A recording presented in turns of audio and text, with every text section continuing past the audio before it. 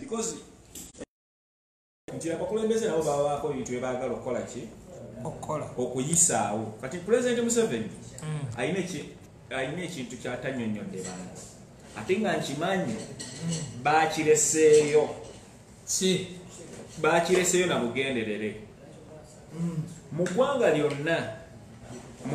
lyonna for example nga waliwo embeera situation ng'eno ne situation zetutambuliramu kiwabewa mu America omuntu waba akalinako ekintu kyagenda okugaba akwata ebintu ebyo because oba ojjanga munnakyewa n'ogenda mu commission ya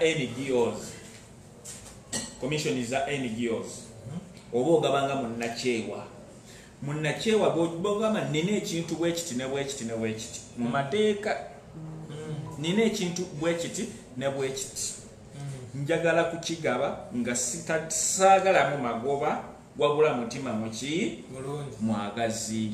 Kati essaawa yaleero President Museveni ali mu fiya agamba ye fiya ye gy'alina yakibadde akimanyi luli abantu badde bakikola naye tugenda mu kulonda nti olw'okuba abantu bajja yalaba nga abantu bano banyonya sympathy mu bantu which is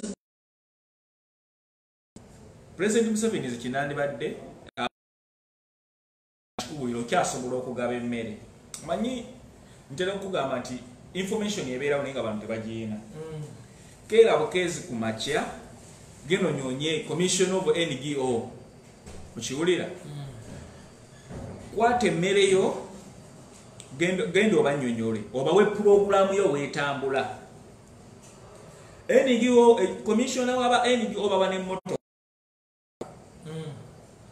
bajja kukwata bakugamba olina kino ne kino nti ye bajja kukwata emmere eyo bakuwe truck nga tokozesa na mmotoka zo bakusaba abantu naye bona oba oyagala okugenda batambule bagabe emmere naye ng'emmere eyo giyisiza mu gavumenti era ekitongole weekiri ku internal affair ekidigestalinga ne NGOs kati osobola obutaligestalinga gwe n'oleetanga foundation because foundation osobola obutaligestalinga naye nga okolole kiki weeri naye kenyini esobola okujja nenteekawo Muzaffar Foundation. So President Museveni yafunye threat nti abantu banyonya kimpasi na biki ate nekira tewali order.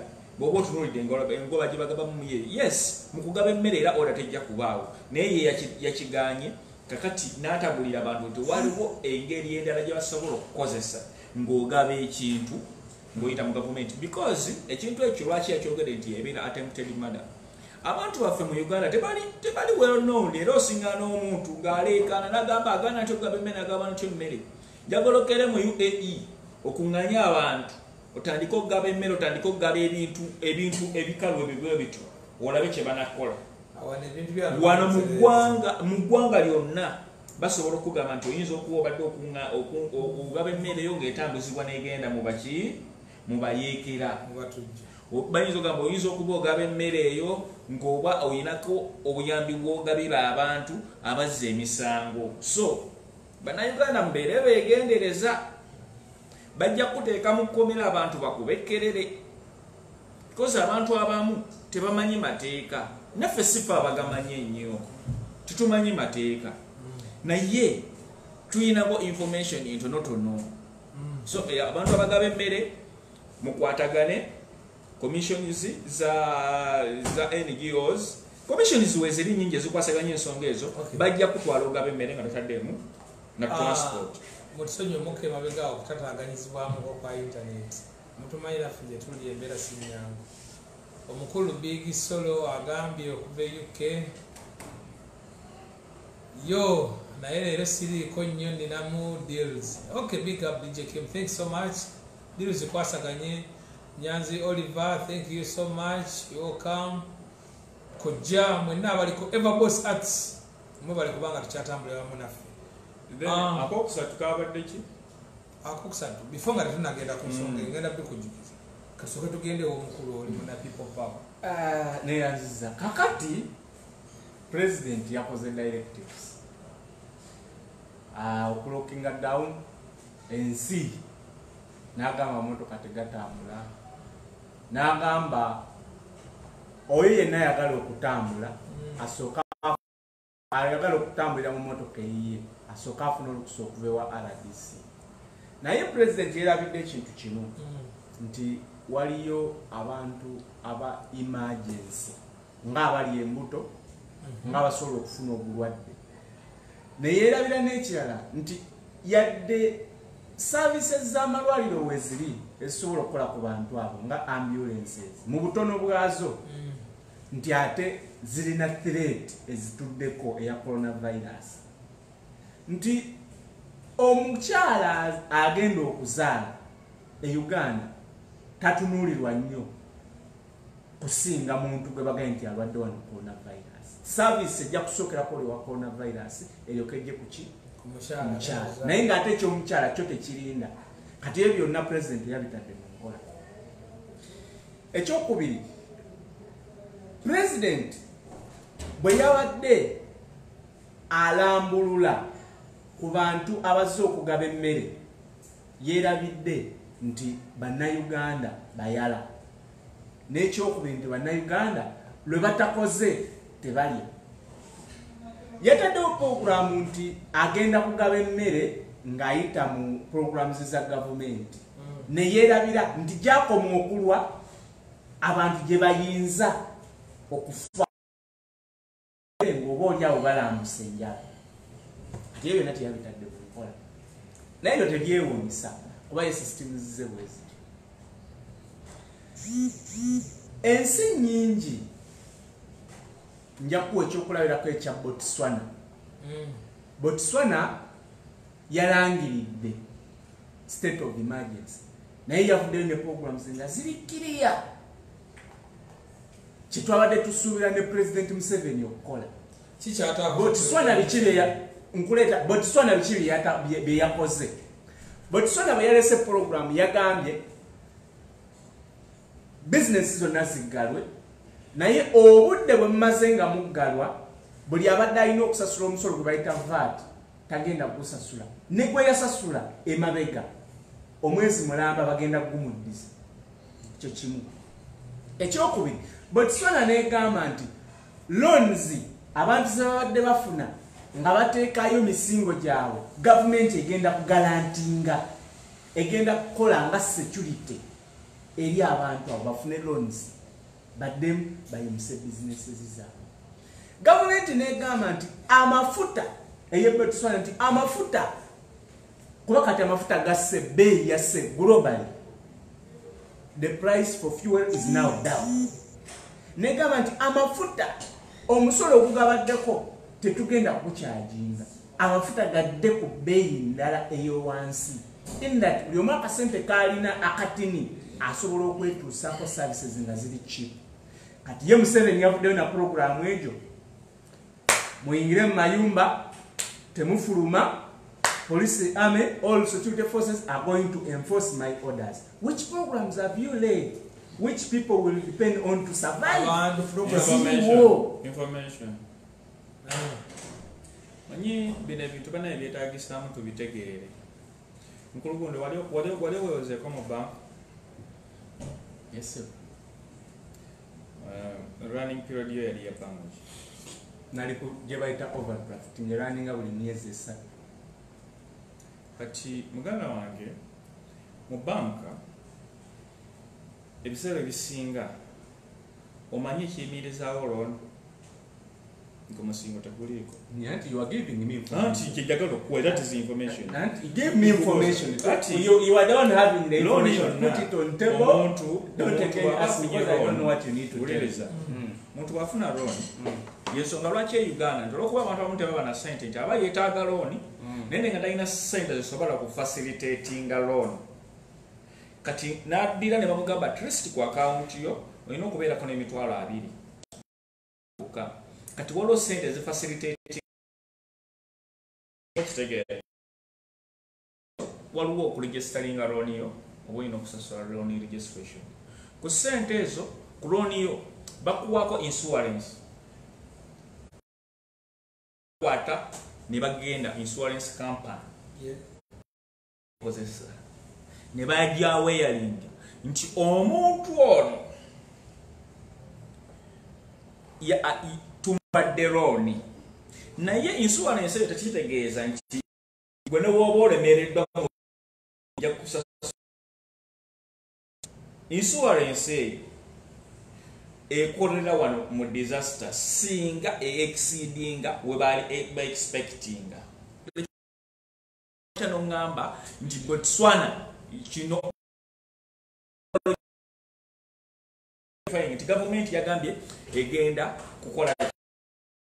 egenda kuteekayo omusingo. Ekyo tekisoboka mu nsi yonna. Abantu abasoma economics ekyo mukimanyi. Ekyokubiri tekisoboka ne mu nsi yonna. Wabula kye bakola kikino. Government ekintu kyesobola okukola. We are here to give facts. Listen. We are not here just yes. We are here to give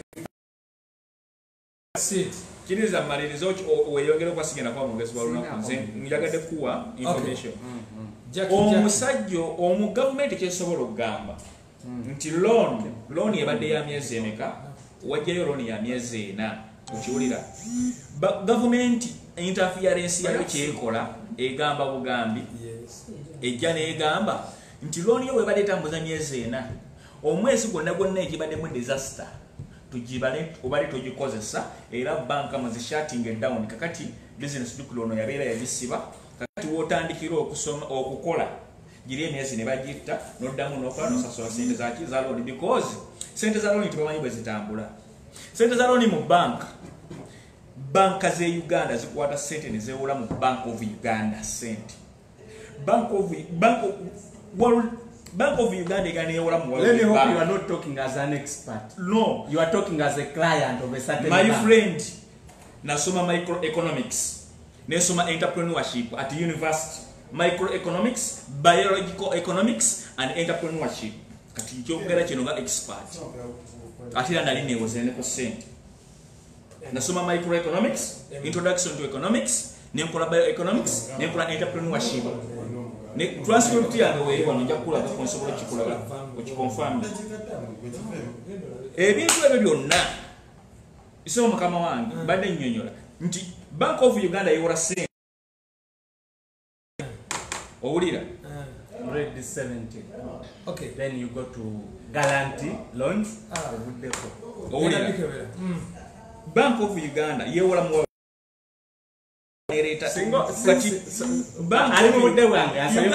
information government let me come in one thing. Government sobola kola nsobi. Okay. Bobadde budde wange mpamwe dachikemu. Njagala information eno ngimale. Mpamwe dachikemu. Soko mwe dachikemu. Chitukoze bubi.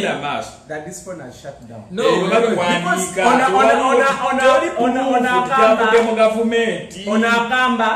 ona agamba nti the government cannot guarantee a loan. Okay. Guarantee yayo. This is a press conference from the office of the president of Botswana. Banaye tulabe nze sometimes chagamba. No, kino kiri clear. Wabanga waliwo wano omuntu yenna ayina esimu. This you can just Google it. So guarantee we are going to look for it. They are charging in the phone. You give us the facts. So as we are ngatuchali ku nsonga. Yeah. Bino ebintu twagala kulimbalimba bantu. Namanyi katono nnyo. Nabagamba nti tujiyita hot seat every single information zira zivayo. Information zino kuvayo. Ndaganda bekiwandiko nga kisaningibwa ku bana. No.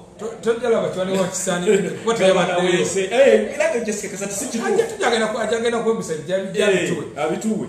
So katwongera okwebaza mwenna abongedde okujja. My friend Sala Kironisa, thank you so much for coming. Jackie DJ Abde Kafulu muganda wange webala omulimu gwokola kanu mbazi bana kati clarity yino jembadde katona nnyo nkutwa before we go in clarity kasokende baze ba DJ baba yimiriza okola mabala basazewo ne batandika campaign eyabwe ewaka music we bamuteekako ne bagenda Facebook live ku social pages endala zonna ne playing omuziki kyemukola kya ttendo nnyo. Abdel maximum respect. DJ Nasa nawe nkulabyeko wano nawe oli okyali mu kikwasaganya eri okyali ku live. Ibra, thank you so much. Wachikubye Gulosi Christwat webale nnyo Mase yes babaddeko nabo. Mwena mwebale kintu kyemukola mwongeremu amaanyi namwe mulage eggwanga nti yes abantu badde bali mu karantine yamwe mugikubire eno. Kiralisa Mukwano, thank you so much. Thanks for the love of following us. Tuli ku nsonga ya eyagudde e Uganda omukulu oli agamba mu kugerageranya nti President Museveni mu kuteekawo kafyu eno alina ebintu byatasoose kutunuulira ye n'aleeta bulesi kintu n'akissaawo well yalese ebintu bingi n'abissaawo ebyagenzeewo ebimu byosobola olaba nti bituufu ebimu byolaba nti si bituufu naye ekintu kyenjagala tuteeseganyeeko mbadde nsaba nnyo bwe tuba tutunuulira ensonga zino tuleme kutunuulira nga twekuusa ku nsi endala nti reason being bw'onaageraageranya Uganda ne Kenya Uganda teyenkanankana na Kenya nti President Uhuru yavaayo n'agamba buli mupangisa yenna ate yenna singa Land Road okwata ku mupangisa n'omuggyako sente ogenda kukola bwoti singa gundi okola bwoti though ebintu byeyogera bituufu ku nsi ziri endala ezina amateeka kwe zitambulira ne bodies eziddukanya buli kintu nti naffe Uganda tuziina munansonyi bayingira mu nteesaganya maneja sinjagala kugezaako kukiralifayinga nsonga zimu naffe Uganda tuziina naye obuzibu buno bwonna saagala tubutike President Museveni obuzibu buno obumu njagala tubutike ba ministers right now nti mu byentambula road transport mu bulina obuzibu nti minister wasirise bayimirize ebyentambula twalabye abantu waliwo n'omukyala yazaalidde mu kkubo abantu balaba waliwo omukyala gwe twalabye muwala aweese maama we amutwala mu ddwaliro osegeera tebalina motoka tebalina simu ekubira RDC tebalina goni I think obuzibu buno tuleme butikeeri we need to look even these people moderator obudde bwabadde bwange obudde tubukwasaganye najjampa information Irene Lugunya nantumbwe tusime mwebale kujja mukwano mucho fenna tumanyi bulungi ekyakoleddwa Uganda okitegeera kati buvunaanyizibwa bwaffe okukikompeyalinga n'awalala kikye bakoze nina ekibuuzo kyenjagala okubuuza wano fenna ani amanyi omusomesa yatandika obusomesa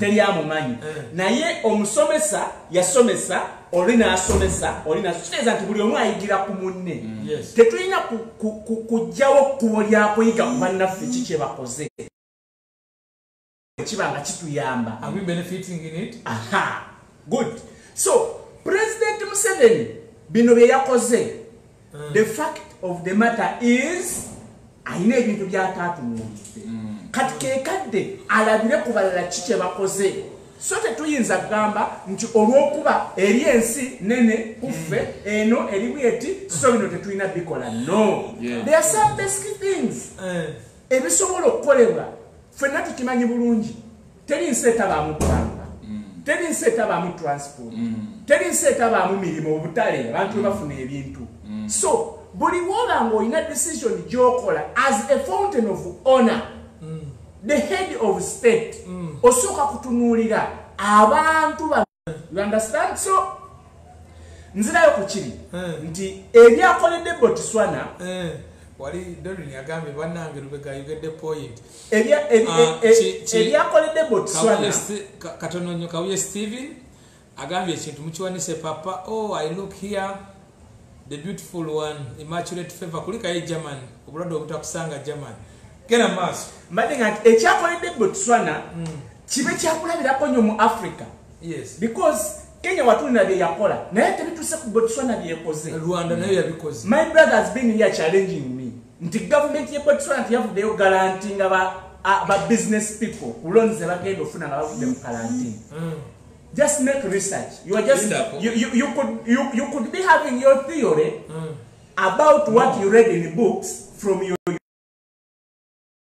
first make research about it mustegeera asooke akole research or false before you bring in the other theories from the university. Yes, on the other hand, before we leave this issue, before we leave with this program, also we want the proof about what you talked with us because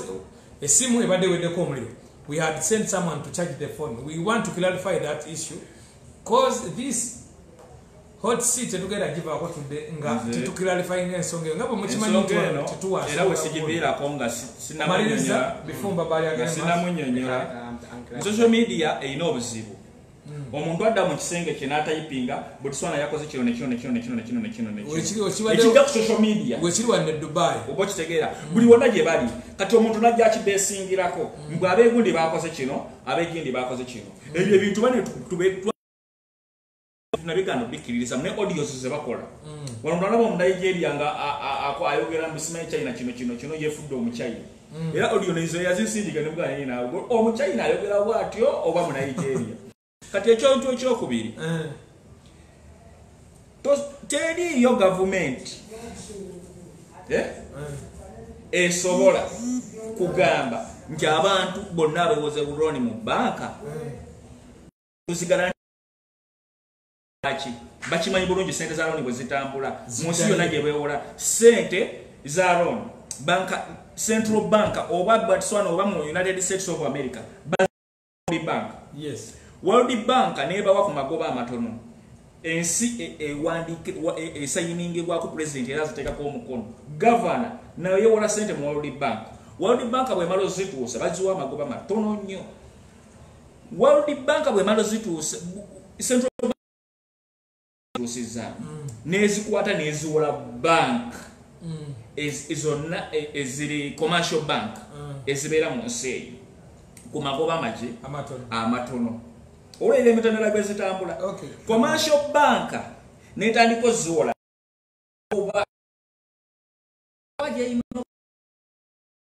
okitegeera nti sente zino zitambula mu sako ne ziva mu muntu ziddayo mu central bank neziva mu central bank nezizibwayo mu World Bank za loan wabula government kyesobola okukola kyekino negamba nti abantu badde balina okusasula sente naye temujja bawambako bintu byabwe okitegeera nti loan bweba yabadde ya mwaka kati gino ebbanga ly'abantu bye twabasibanga bamaze tebakola emyezi 3 ejo mujijjewo mujimanye nti tegibaddeeko kati mutandikewe mwakoma kyakambuuze baba tebasasula sente oba amagoba ga looni agadira ku looni ya sente bazisasula n'obugoba obutonotono because sente zonna just ebbanga lino baliyongerayo bwongeza nti emyezi 5 gyo gye twalokinga down ebintu byo bikyaliwo biwasuubula era yo business baba kimanyi nti weeri naye obadde tokola kati ebbanga lino nti looni kubanga bw'omala emyezi 3 nga tolipurayinga mu bank ekuwandiikire bbaluwa bw'oddabyo ogwokuna nga tolipurayinze esobola okujja neewamba ekintu kyo nti okoze eki olemereddwa ne sente nezaccumulatinga kati teori yonse esobola kushatinga loan okuleka okugamba obugambi nti temweraliikirira era President Museveni yakkirira Pfizer n'agamba tayagala kulaba w'amazzi agenda ku muntu kumubanja tayagala kulaba w'amasannyalaze kisaawa eno yadde omwezi guweddeko Facebook zizo zira message abantu bali mu kwekalakaasa bekalakaasa ebintu ebimu kati amasannyalaze ekisinga wano tukozesa yaka kati bwe baba gyo bagambye in fact nze nakirabye ddala President Museveni n'agamba mu speech ye teri muntu akkirizibwa kugibwako amasannyalaze n'amazzi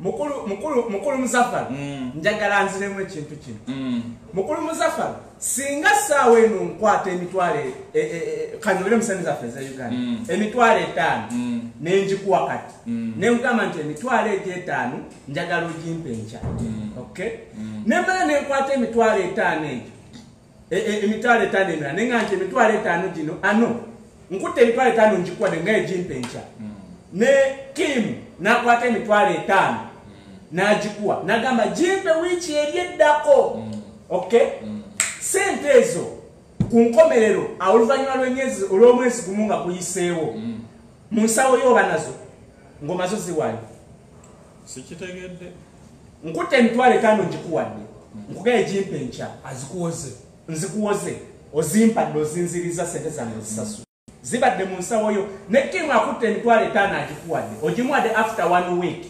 singa 1 week eyo eyitako olunaku lumu ne tugenda mu nnaku 8 nenzija mu nsawo yo bamu ne sente yes or no sikitegedde ekintu kikyadde byokutegeera kyengezaako okugamba kikino kyengezaako okuprovinga kikino nti President Museveni ogamba nti teriwa amasannyalaze abagenda ku mita ya muntu kumubanja tekitegeeza nti munnayuganda amasanyalaze oba amazzi ganabakozesa mu time ya quarantine tagenda gasasula.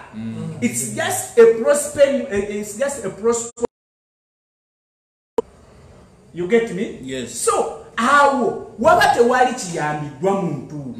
Remember obudde amasanyalaze ago bwe gacumulatingiddemu n'amazzi ago abadde takola abadde ayingiza abadde tayingiza bwenkuletedde kiri nti gwobeera n'emitwalo gy'etaano nga nse nkikuwadde n'ogimpa enkeera n'olinaako emitwalo etaano n'ogimudiza after 1 week singa oyingira mu lunaku lw'omusanvu oba tolina you remain having zero. Yes, so it means bannayuganda sente z'amasanyalaze balina ozisasula sente z'amazzi balina ozisasula nga bwe kiri mu nsi you get me? Yes. Kati toyinza kuddayo n'ogamba abantu nti President Museveni amasanyalaze n'amazzi yabijjawo tebagenda era togamba nti yagambye abantu mpolampola batuwe nti yagambye abantu balina kimanyi n'otiti nti yagambye abantu nti tebajja babanja tebagenda babanja but within this time but after bagenda babanja era sente bazisasule. Yes. So we should not be here to tell people that they are not going to pay for water or for electricity.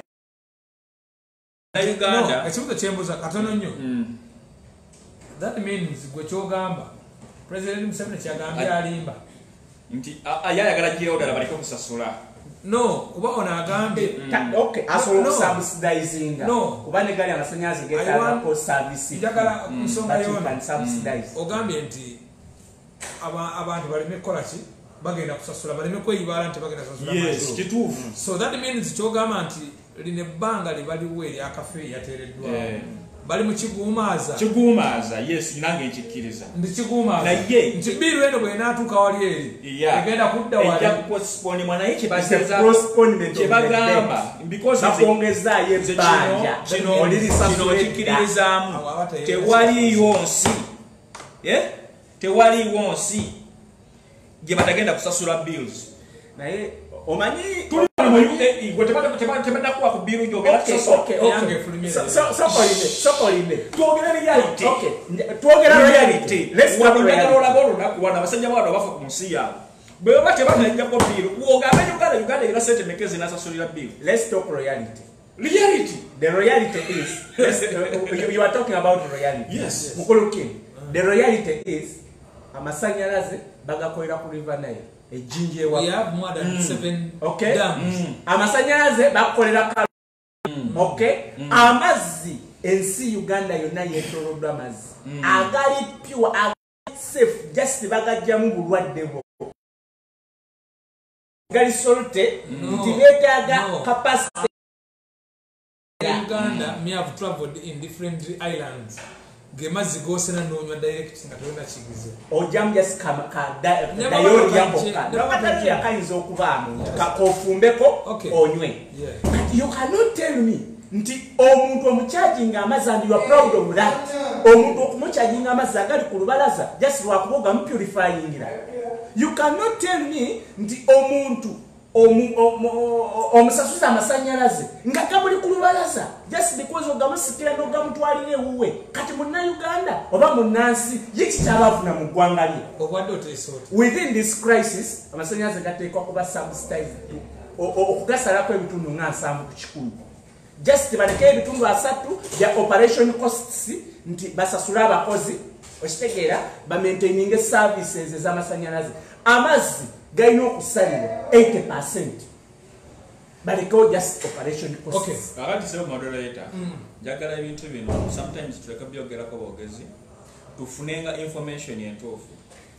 Dams zizimbiddwa Uganda njagala oddeyo kati moderator homework ngenda mukuwa genda obuuze amasanyalaze ako ogageneratinga because right now umeme si generating in different companies era amasanyalaze ago galina entambuzibwa gye gatambuzibwa nti waliwo company generating amasanyalaze. In fact Uganda obadde okimanyi nti dams ezisinga si sente za Uganda zezizimba.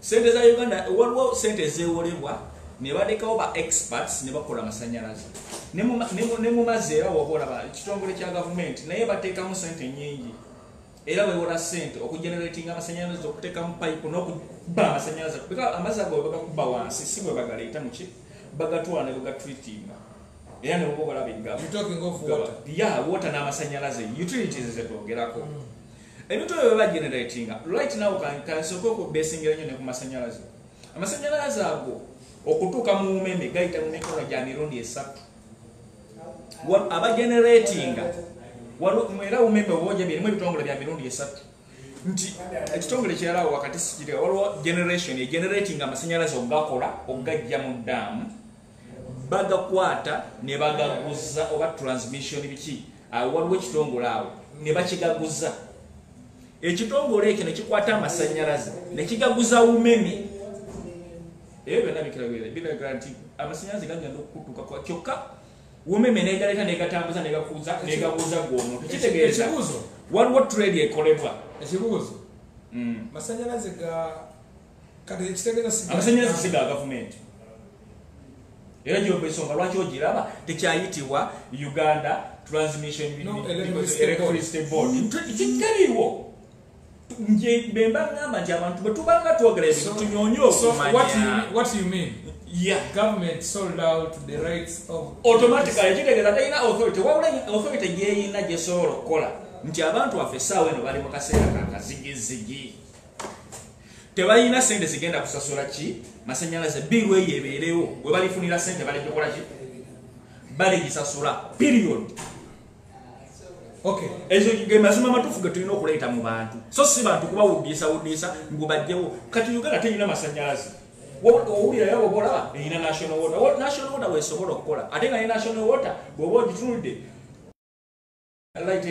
ekigenerating amasanyalaze bakiyita mega bikoze bitya mega ekibesinga era ogenda okiraba almost kiringana kyebatunga bakirekawo era abasajja expert abakikolamu ba directors bazungu.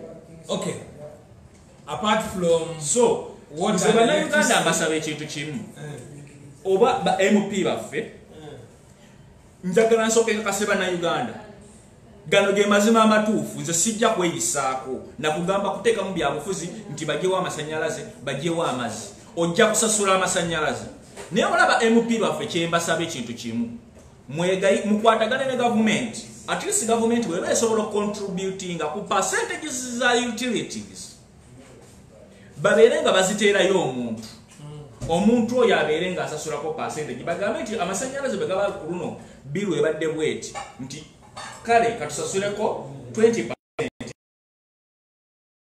kusoboka kutolooza nti gavumenti tesobola kujjawo mazzi biru z'amazzi ekifookaayane kugaane tejja kujjayo biru y'amasanyalaze kubanga ne wano mu Uganda amawanga agakuze tebasobola gajjawo era bw'oba ogenderedde bulungi pulezidenti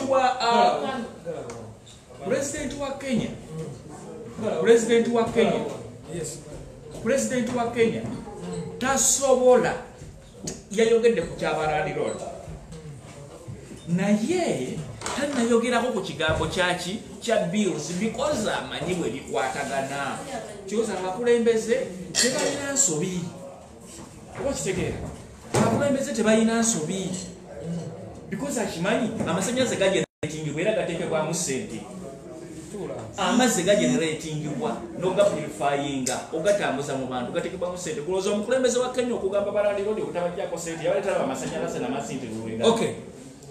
Nina kigadde okwongerako nzikiriziganya ne mukulu Mbabaali nti in Uganda tuli mu system gye bayita organization nti ebintu byava mu mikono gya gavumenti ne bidda mu mikono naye njagala tutunulira ebintu ku kintu ky'amasanyalaze njagala tutunulira ebintu bino nti amasanyalaze bwe gakolebwa gaina ba customers babo ba customer ba bika bibiri waliwo ba customer ba industries ne waliwo ba customer ba domestic. Yes. Customer ba industries two ba customer ba industries ba dealing with business.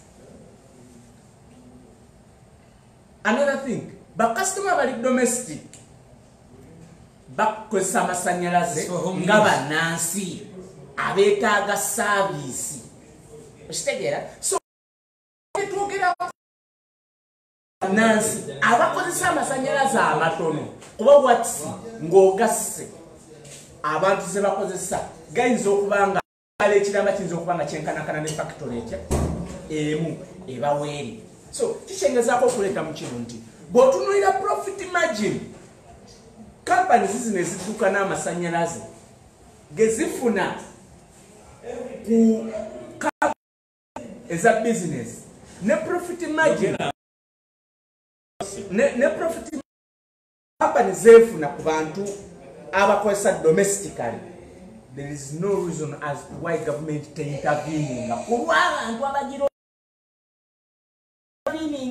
abo just ne bange basaira kemimundo. It's impossible. You cannot come here and tell me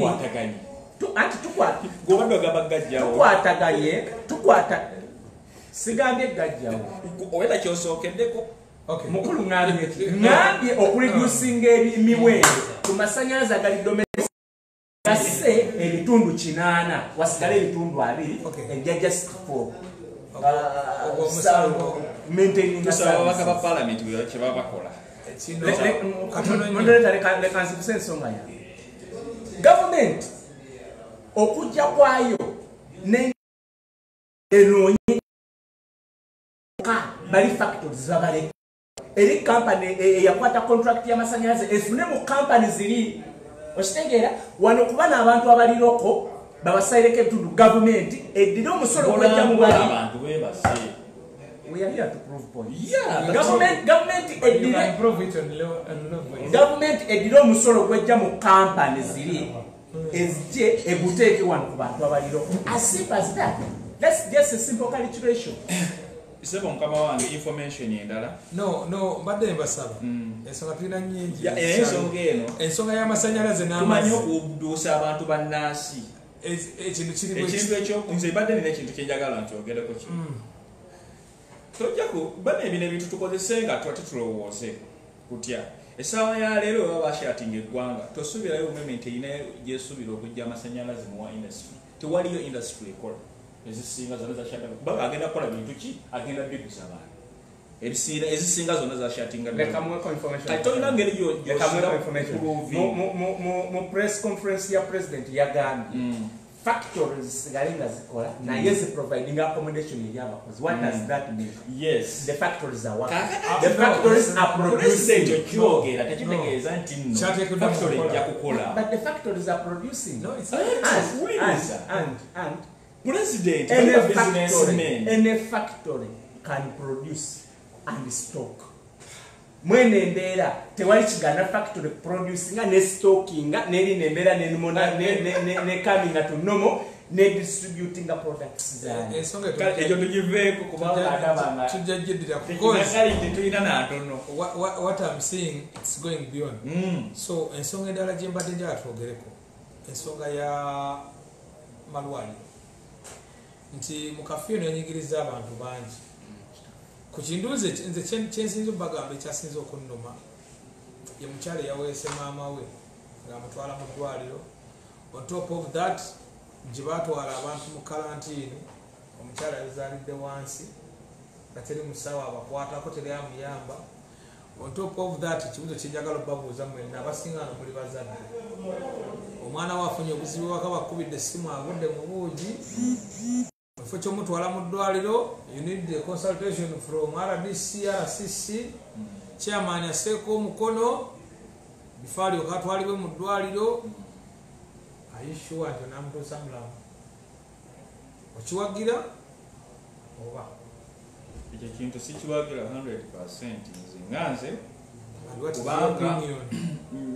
President Museveni, Yaina Yakalubizam, Kale, Sijagam, because kino tukikirize bati oba tugambe kabineeti ya President Museveni kyeyakoze kikoze eki because tuleme kublaming omuntu omu.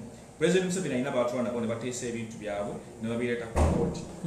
President Museveni ekintu ekyo yakikoze naye yakalubiriza abantu bangi nti essaawa ya leero waliwo omuntu n'alina bodaboda ye ng'asobola okuteekako omukazi we ow'olubuto n'amugja waali n'amutwala ku health center 2 oba health center 3 oba health center 4 mu byalo olusinga teyeetagisa n'emmotoka. Naye ate obuzibu nti w'okuteekako omukazi oyo olina okusooka okufuna olukisa obuwiki RDC ogenda musiŋŋaana ku disitulikiti ebiseera ebisinga yoweera ofiisi ze awo waliwo okukaluubirizibwa nze nandirawoozeza nti obuyinza tebandibulekedde RDC yekka bwe baba baagala okusolovinga issue zino oba kitegeera nti RDCs bandibadde obuyinza kale ebyenjawulo oba waliwo ekintu kyosiŋŋaana nga tekyetaagisa na buyinza. For example, omuntu alina olubuto yeetaaga kuzaala tekinneetaagisa kugenda kunyonya RDC ampe ebbaluwa enzikiriza nvuga omukazi w'olubuto wabula nze okuteeka obuteesa omukazi ku pikipiki yange oba mu mmotoka ne muvuga gwensanga omulabe nti wa lubuto nvaako ntwala omukazi mu ddwaliro ebyo ebintu bandibadde bakitunulamu magezi kigoowa. So amagezi gempa nti tubeere nnyo kubeera rigid ba security personnel n'abantu ba chairman LC3s ba councillors ne police z'okubitundu amateeka gakolebwa abantu ate era gamenyebwa abantu weewaawo ng'ekiragiro kya president kibeera kisukulu naye waliwo essaawa webwetaagisizaamu ak'obuntu nti security personnel yeno ojja kuba ku luguudo emmoloka ejje mu butuufu osiŋŋane nga bataddemu omukazi mukadde alina sukaali we alina pressure alina ebirwadde ebyenjawulo singa akulaga bulazi ku bbalawa ne bagamba mulwadde guli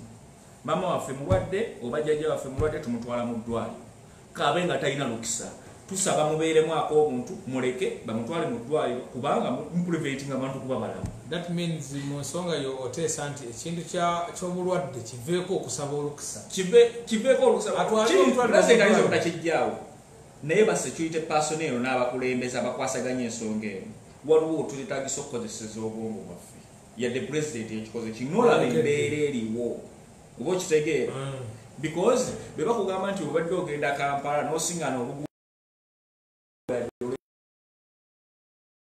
tujjagera mu lulwe lwa blockings kati nekino bwe ekitubu kyalifaananyi nti abantu bw'osinga omuntu waba alwadde n'atambuzibwa emmoloka n'ogiyimiza ne bakunyonyola nti mulwadde toresistinga omuntu muleke bamutwale kubanga abantu tebajja bonna kutambula wa RDC bajja nafunirayo obulwadde. Okusaba kuteekera okweyosa ne kwera si wano tosaba muntu afiira mu nju ng'odduka kwera si wano naawe kusaba muntu wano nzeto chairman Mike weebutambala mu ŋŋandu abantu mubaleke beetaaye ku bulwadde omuntu aba atwala omulwadde lwe mumuleke bannanga atwala omulwadde kubanga bino ebintu tuyetaagisaamu ak'obuntu mukulu Lubega genda maaso saagala kukyesiba katono nyo Lubega mumanyi bwetuto bwe twogerana ebintu fe omulango gwaffe tugukubiraana ate enshuwa gukola ate mu buntu bulamu twasooka ne tukabirira ekikumi kya dola ensonga zimu tetukkiriziganya naye tumala ate ne tugukira obetteeze ngamba kusala muzayiga yagamba era kyova olaba ŋŋamba nti yadde tulina enzikiriziganya ez'enjawulo naye ffenna tulina kubeera mu mugendo gwa people power. Kati katono mpagira Bobi Wine lindako tujja ku nsonga ya politics naye after this tugenda abantu ba people power bakola besi no later on kamala okuva mu bulango tugenda kudda ku nsonga eyo. Mbadde mbagamba nti ffe wano ku hot seat ensonga tuzogeranga bwe ziri ate tetwagala kwekubiira tetwagala bintu bya kusosowaza ekikyamu kibeera kikyamu omwenda tetuguyita mukaaga please bwe bagamba nti ffe tukakasa nti ensonga zaffe tuziggusa mu kuggusa ensonga zaffe wano we twali wennyini nga tukaabira gavumenti naddala amadamu abaali baleese ekiteeso ky'abaana okusasula $1,000 ekyo ekya karantini yinza kyagibwawo Munnayuganda wano wennyini we twali ne tukuba omulanga bye bajjukiza ku bintu bingi nnyo ebize bikolebwa nga tubyoga ne bituukirira era nkakasa n'ekyo mugenda kiwulira. I see you may not abamu ansindikidde message ne muŋŋamba you don't want me to mention your name which is okay but I'll mention those abana bakiriza. Mose is straight away live from Juba. Sudan agamba chi. Ali 1000 Sudan. Okay, Roger upon yourself. Ensonga je tuli ku nsonga ya Irene, thank you for watching. Omukulu Philip Felix, Bamaza Kebi, Benny, Anifa. Akutumide. Philip Felix.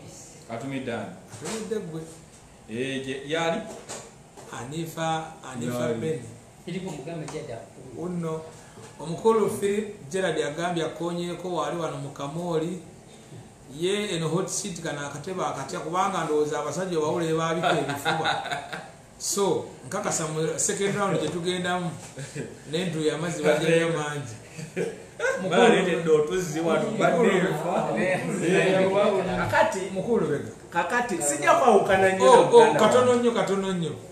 Let me take this opportunity to welcome my counselor, VJ Junior, Mary Stewart Matovu, Kawaka. Webale kujja kwayunga kumugendo leero tutukidera ku nsonga tulino prophet wachi ategeka aka prophet wow neda prophet mu nsonga z'okutta okutabira film kai oyo cha prophet yake asebo smart commenting on ngulu mitamba bali wa people's government ate junior wa Eren junior nyawo wakati si wa movement people's government ye anti-Gambe junior wa movement NRM ono Rebecca wa people power ono ali that means ono ali wa people's government agambye sebo prophet chejeko you can text still no commenting otubulire cha prophet lwachi so tuli ku nsonga ya malwaliro kulo muna people power mbadde kugamba nti sigenda kwawukana nnyo na muganda wange ngeri gy'abadde afuleezingamu ensonga mweteekateeka zammwe zibadde kituufu nnyo naye njagala kwogerako kitono nnyo ku technicality president gye yakozesezza okwissuinga out directive eyo nti movement ayagala okufuna permission yenna agende wa RBC. Technicality yabadde nti omuntu olina omulwadde obanga oyagala okutambula motoka yo giregistered wa RBC for permission. Naye that thing doesn't work out. How? Toyinza kungamba nti kangende ewa mukulu Mbabali egaba nti omulwadde ali gaba ogenda Nsambya. Okay? Omukyala ayagala kuzaala omujja gaba omutwala Nsambya. Nti naye mukubaawo waliwo enforcement omuli aba LDU omuli police. Toyinza kungamba nti kale newe naaba nfunye kuba yagambye okuba ssimu. Toyinza kungamba nti wenaba nkubye essimu ewa RDC nampa permission nangamba nti okay omulwadde mutwale nti nayita kuba enforcement yabo tikisoboka kuba sijja genda nga nkwata ssimu nsango wa LDU ngambe nti ogenda wakwata essimu ndimuwe mugambe nti LDU wuno yogera naye oyo kale muyiteko nve kumalala nti LDU wuno it doesn't that technicality tekola.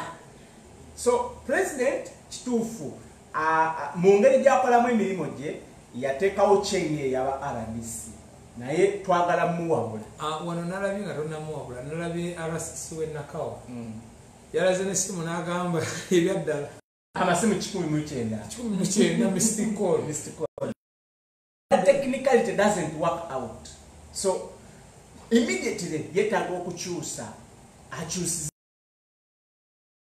nti president engeri gyali mukwatamu ensonga z'eggwanga simanyi oba akooye bukooyi oba kiki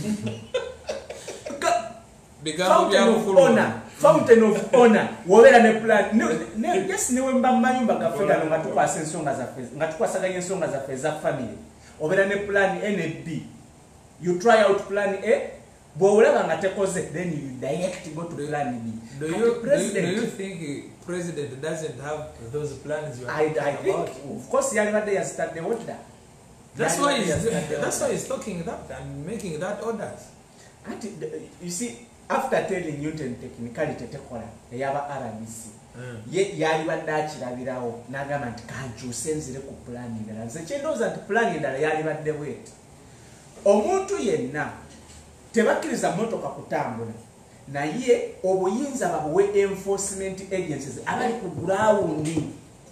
Nti kati eggaba bw'otunuulira street y'eggaba wekubanga kuliko aba LDU n'amagye ne poliisi abali mu kwenforcing ekiragiro kya president, baweebwa obuyinza nti gwe ali ku ground gwa determining ani eyeeyongerayo kugenda wa. You understand? Nti oli wabeera mu mmotoka, nze nvudde eggaba ku mwalo, ntaddemu mukyala wange mutwala Nsambya, nkwate steering nvuge ntuke ku LD yatu n'emmotoka mulimu mulwadde ngendo mulala, like that paka inatuka ku ddwaliro. Weba nga bali empowered with those orders and directives, nga bali guided well, the thing will work out well. Abantu bajja kubeerayo mu nnyumba zaabwe kuba oli aba akimanyi nti sina wendaga olw'ensonga walawa kyemba njagadde okulaga.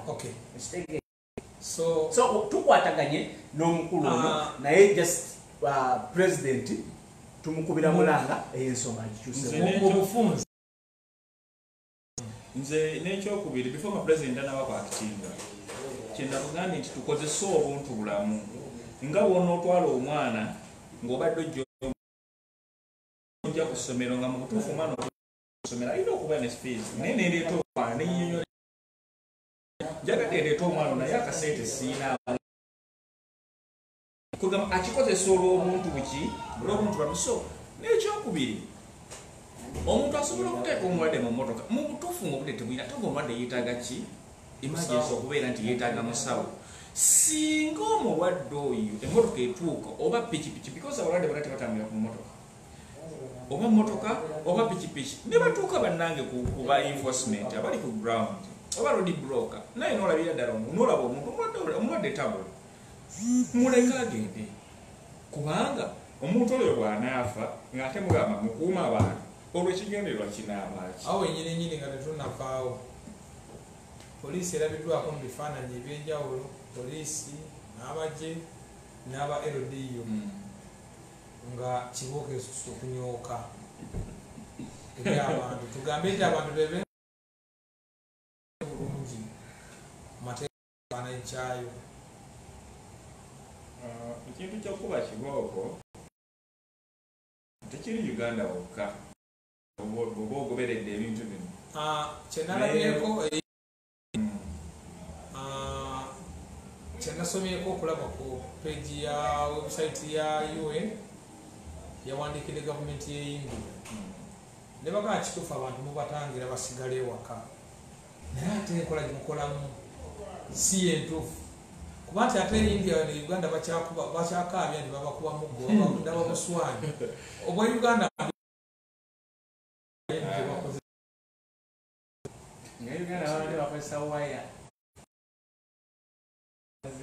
ekyokuba abantu ensi simanyi zakyegudde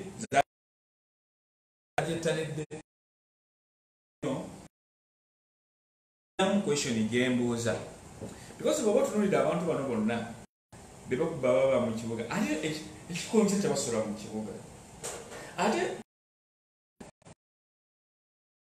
enforcement waliwo ki nti bw'oba omanyi nti tugeze nti abantu tubatangire n'ogamba nti okoze road block n'ogamba nti katisaleka abava ekasubi namumo n'obafuna bw'obasalira kulwala temujja tekyetaagisa nnyo okuba abantu ate kibovu because abantu balina space nyingi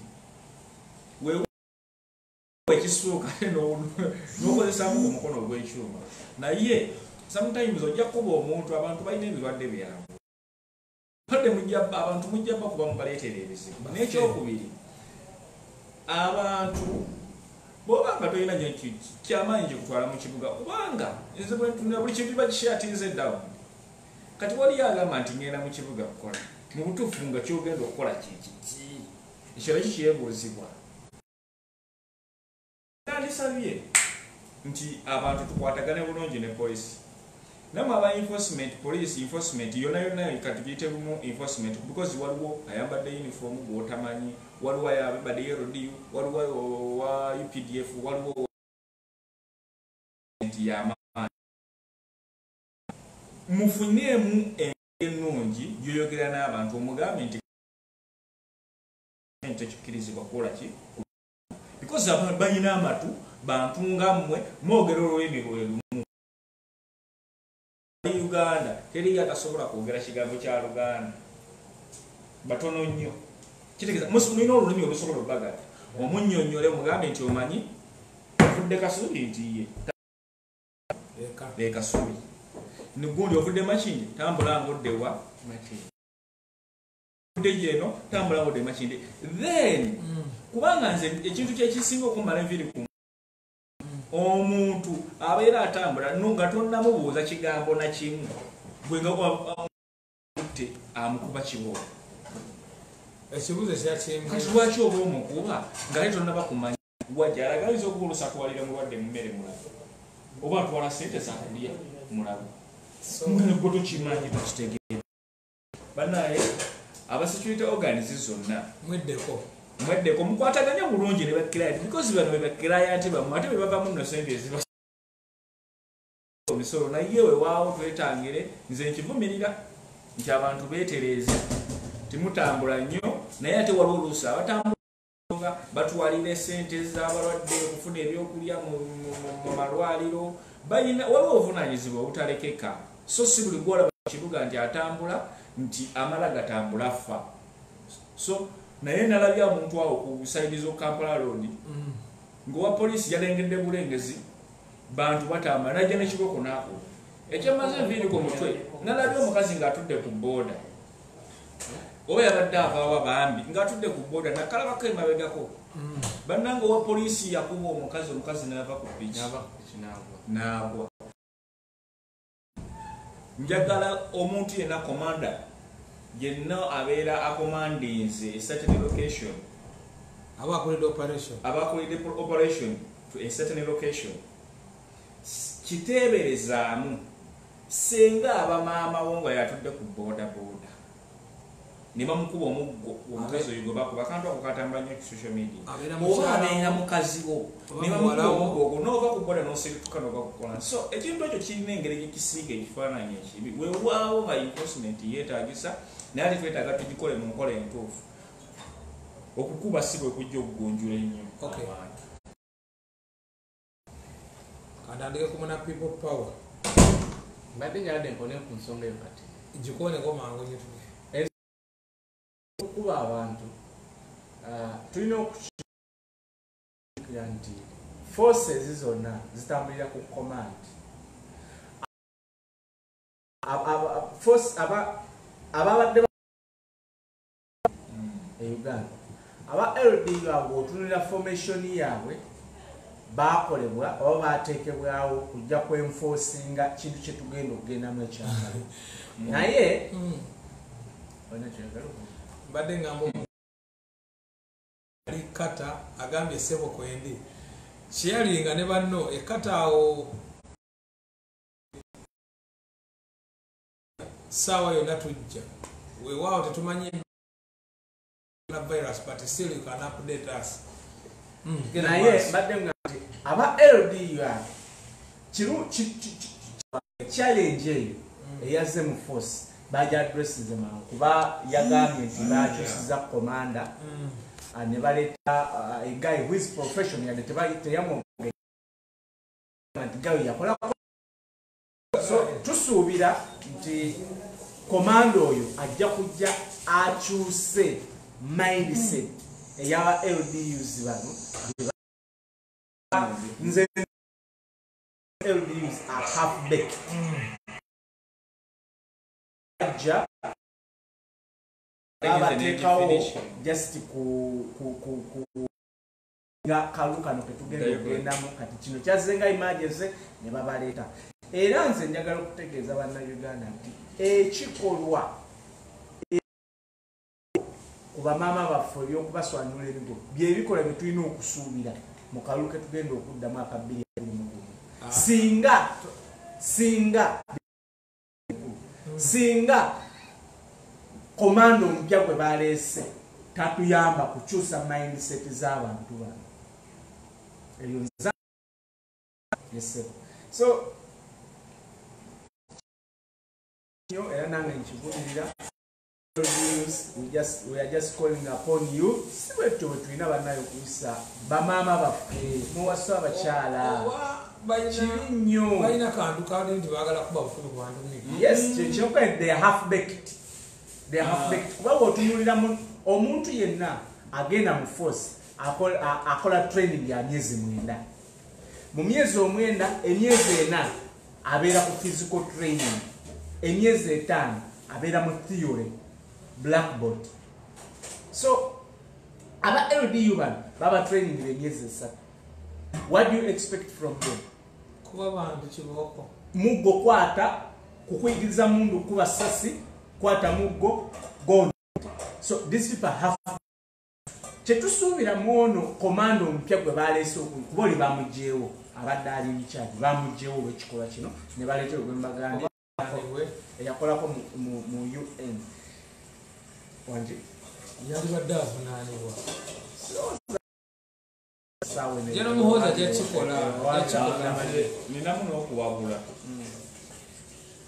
situation olwaleerera e Uganda really twetaaga okukola ebintu bino nga ebintu byetaagisa ebimu biteekebwemu nnyo abakugu mu ngeri ki nti bw'okwata wa LDU nze ekintu kye nandisuubidde singa essaawa eno nti balina obuvunaanyizibwa buli ewandibadde nga abasirikale babiri aba LDU bataano nanditaddeko abasirikale bameka babiri naye ng'owa LDU talina buyinza talina buvunaanyizibwa abasirikale ababiri be balina obuvunaanyizibwa gamba nti oyo mukwate muteeke ekyokubiri owa LDU mu mbeera eno eriwo teyandibadde takwasibwa mundu because ekisooka ayina amaddu g'emmundu ekyo kyo tukikkirize tukigaana owa LDU eyakaba mu training ayina amaddu g'emmundu kitegeeza kizi naye otunuulira ng'ate owa polisi si yakutte emmundu ng'ate owa LDU yakutte emmundu ate era yakuba kitegeeza ki nti abantu obusungu bwabwe bwanjawulo omuntu ajja kuva owa LDU ajja kuva omusajja ajja kukyuka owa LDU yamukuba ekikondo owa LDU yesiga ebigere bibiri akokinga kuba omusajja esasi owa LDU bajja kumutwala mu polisi amale bamutte oli batende baziike so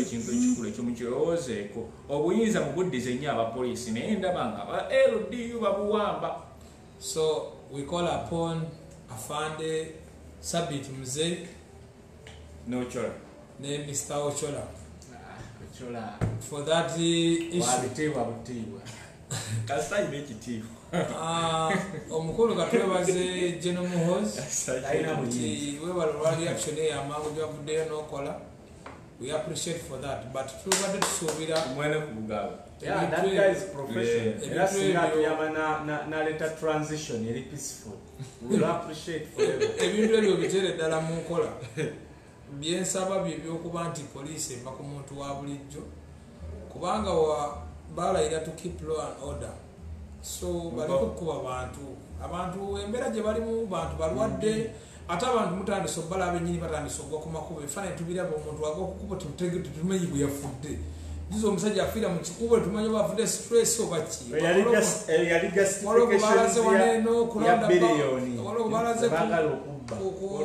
roundabout yafudde abantu babiri motoka yabasanze so abantu abo mumuleke bakuba saawa n'abantu basiiba njala embeera gye balimu si nnungi so mulina okuba nti kati saawa nomukozesa professionalism gye twetaaga tusembyayo ne kino babaganye okugaba emmere nalabye mukama mayadde yeteeseteese aguze ebifuluusi kibindi nnyo sabbuuni bujeebu okunyindo obwomumatu babagambye okuddamu okugaba emmere otandika nange ntandika naawe kama kuba emmere yekyalabiddwako ng'eri mu lujja bannaye nno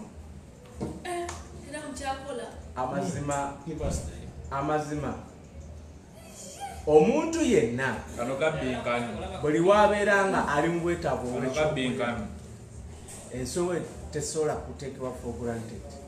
Omuntu omuyala kigambibwa nti ali more dangerous than ensolo esinga obukambwe.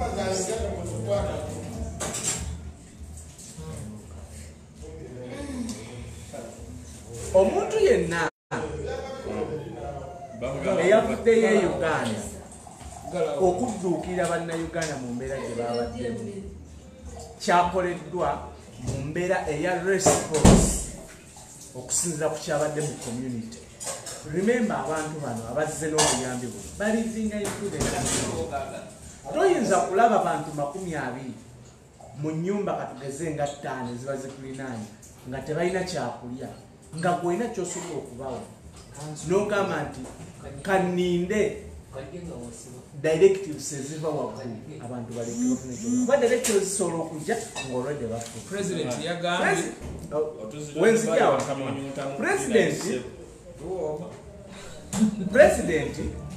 directives eyawadde nti omuntu yenna ayagala okugaba emmere ateekwa kuyita mu channels ntuufu. Yakikoze leeti era ekyo yakikoze oluvannyuma lwa reaction gye yalabye. Kyo kyenagambye wali mu kusooka nti pulezidenti waffe ebiseera ebimu ebintu ebimu abikwata mu mbeera etali yakuvunaanyizibwa n'abanga akooye. First conference gye yasooka okukola mwe twali tumusuubira okugamba ekyo nti abaagala okugaba emmere mugende wano ne wano ne wano, ezo channels ze bamuyitiramu okugaba ki okugaba emmere. Ogambye ku pulezidenti wange nti yabadde asitokeza ekyo yakikoze in solidarity with Ugandans who were starving. Naye teyakikoze lwa mbeera ya politics nga President Museveni yabadde akyogera kuba ye namulabye ku kaposti ke ku Twitter ye ng'agamba nti tutaddewo channels mwe mulina okugaba emmere mujje mugigabe, mba mwetaaga nakusula ku zi TV tujja kubateekayo musule ku TV nga bakola kwaki abantu okuba nti balabikira mu mawulire oza kimuyisa abatuwa services eri eggwanga oza kimuyisa president yalabika ekintu bakijajawazizza ekyokugaba emmere nze nabadde nakyogeddeko dda naye ngamba nti basobola omuntu asobola okugaba emmere nayita mu olukisa mu foundation era President Museveni uno sigenda kukiriziganya era naawe ekintu kibeera bwe kiti bw'oba owulidde nga Kyagulanyi omwe yaliikiridde okugaba emmere uliriza bw'oba owulidde nga Segirinnya nalaba Segirinnya wali nga Ssebo yagera n'agula kiro 10 bweti n'asena ebikopo n'agabira abantu emmere bw'oba weeraliikiridde Segirinnya okugaba emmere weekayidde bakayanja bonna abadde bagaba emmere ekintu kiba ekimu nti Kayanja aguze emmere ayagala ogigaba mu bantu. Kayanja abeerako n'ekyalo kyagamba nti ngenda kugaba emmere ku kyalo kino oba kitegeera nti njagala okugaba emmere ku kyalo hidden agenda ze oba ebigendererwa bye oba okwagala kukusiimye abeera n'ensonga ze lwaki abantu abamiriddwa nnyo abantu abo. Nze ngamba pulezidenti tewandiganye bagaba mmere gwantaddewo buteezi and condition nti Kyagulanyi ayagala okugaba emmere nti ye genda olabe bachifu b'okugombolola oba boweesiga ne chairman L3 kwata emmere giteeke ku gombolola abantu bakole bateekewo balangirire olunaku bafune emmere oba emmere eyo bagiteese ku gombolola. Chifu agambye nti emmere eno tugigabanyeemu tetujja kusobola gigaba erina kugombolola nti ow'omuluka tukuwadde emmere salawo ekitundu kyo mugende ku muluga gwammwe omubaka Kyagulanyi akoze eki agabawadde kati bali bw'oba toyagadde bali balabikira mu kugaba oba kitegeera bagende nga bagigabanya mbwe bato because President Museveni yadde yagamba akyalo bana bafunye engeri entuufu y'okugabira abantu emmere anaabawa President Museveni teriyo ggwanga yadde n'abantu bano tebagala kiwulira kaibe America tesobola kugaba mmere n'egibunyansi because waliyo n'abantu b'otamanyi for example kabe Trump waliwo munauganda yagezezaako okugabira kameze esazalimu Manhattan n'ebibuga bibiri byaganye omumala tosobola because waliyo Muzaffaru nafubutuka e Uganda nekwese n'ebiwandiiko sibiyina Uganda nga muzibu wakwa identifyinga atenga Kyagulanyi oba omuntu yenna ab'okukyala abo basobola omufuna nekankweleka information babadde baganta okukuwa emmere oteekwa kulaga ID omuntu afa enjala atiitireka ID neneebuuza nti kati ate gwe baagimenyera kati ate munnakenya oba munnatanzania oba munnarwanda kalatini gwe yasa okulaba ku muntu we oba nga zze ku mirimu egiri special egyakaseera akatini fenga aba hot seat nze nfundikira kimu kwekyekigambo ky'emmere President Museveni abantu baganda kugaba mmere wabula teekawo enkola eyiye ennungamu nga bayita ku magombolola kusinziira n'eggombolola egisindike ku kumunuka kale obegambye nti following a protocol kino ekyokujja obuzisa ky'emmotoka bwe kiba kyaganye nti omusajja gye nsize n'emmotoka yange mukwata akasa mukwata bwe kiba kyaganye because abantu bali mu bwetaavu essente tewali ekintu ekyo kyandikoleddwa n'ababaka because ababaka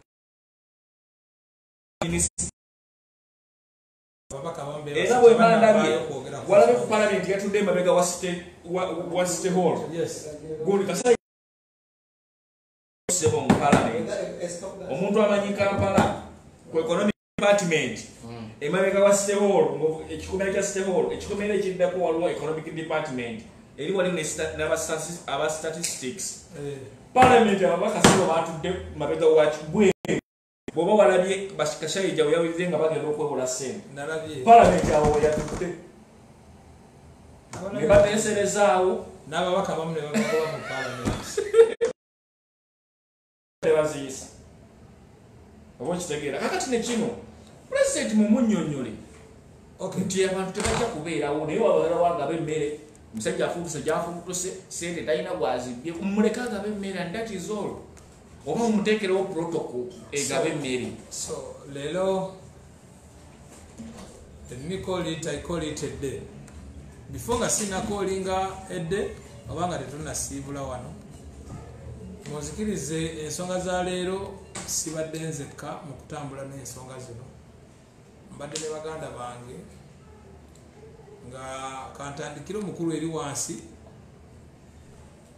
ababuulira amannya ate ntusiibule tufe wano amannya nze Lubega Kenneth mbeeyanza nnyo okubeerako banaife abali wano sife tusinga obugezi ennyo naye naffe twongera ttafaali ku nsi yaffe okumenyaamenyamu ebyo tusuubira nti bye biyinza okutwala ensi yaffe mu maaso neeyanziza nnyo nze amannya erinnya lyange nze Mbabaali Muzaffaru sajja asibukira ddala bayinza njagala nnyo okwogera ekyalo kyange Mutambala ŋŋando mu ŋŋando mu Butambala mu balimi b'entangawuuzi mwe batumanyira naye nti munnaye ebintu bingi bye tulima naye nze nja kusaba abantu buno munanga nja kusooka nkubire bannayuganda bannange coronavirus olulwadde butta nalabye ku kavidiyo webwattidde wana e Dubai bwewasamulabyeko namaaso naye ngaobulwadde bwaddala mwekuume bwe kiba kisoboka beere waka oba tolina nnyo gyolaga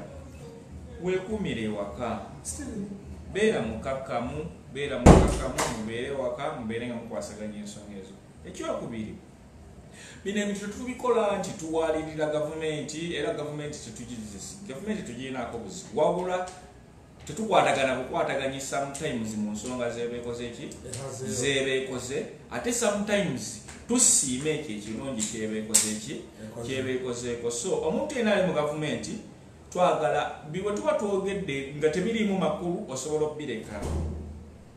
Bw'olabamu ekirimu amakulu osobola okiggyako n'okituusa mu bakulu n'obagamba naye nalabye obuvubuka obusirusiru ffe tetufaayo oba tuli basiru oba tetulina magezi oba yonna kyonna tuwadde oba tuli basekadaama oba bakadaama naye ensonga zetuwadde zirimuko omulama bw'oba ogiye kufunamu ekirungi funamu gy'okiggyako kituuse ku bantu abalina obuyinza oba balina oba akyetaaga kikyusibwe tusiimu. Okay. Nga bulijjo bwe mumanyi nti bwetubwetambula bwete bwe tubeera antiiro ku lwokuna olujja essaawa ze zimu obudde bwe bumu ekifo kye kimu ensonga ze zijja okutuuka. Tubaagaliza ekintu kimu nti eno bagiyita hot seat bwete bwe tubaagaliza olunaku olulungi mubeere bulungi mweravu.